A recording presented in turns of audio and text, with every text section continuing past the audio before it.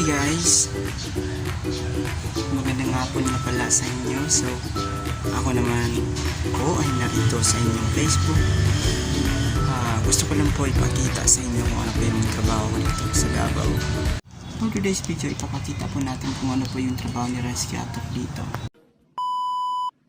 So ito nga po, kahapon napuno ko po ito.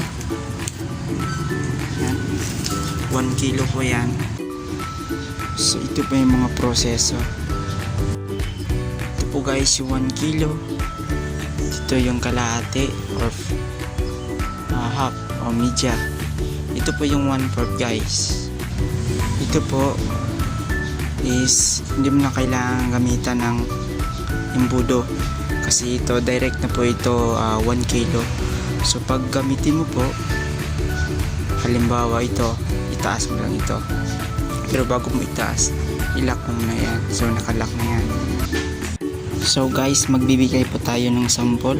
So first step, kuha po tayo ng cellophane. So ipasok dito. So ito po, naka-off ito siya. So ang ginaripak po natin is 1/4. Yan po, naka-lock po yan. So pag kung gusto mong magpundo, itaas mo lang po ito. Yan, so makikita mo naman dyan. Dyan. Pag hihinto po yan, ibig sabihin puno na po yung pundo. Yan guys. So yung isa, lalagyan din po natin.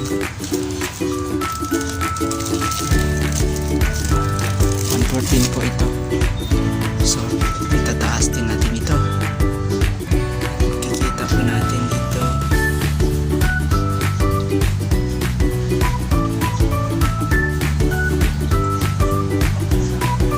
Yan po.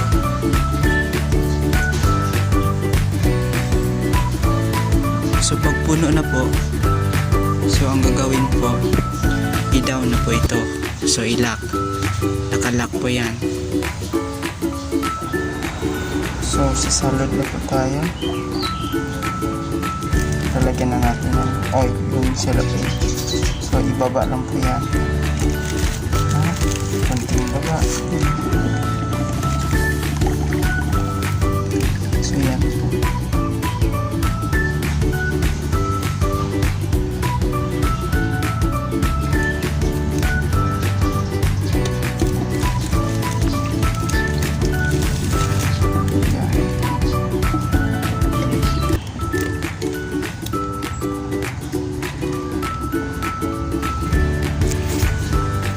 So hintayin lang natin kung natapos na po yung pagtulo niya.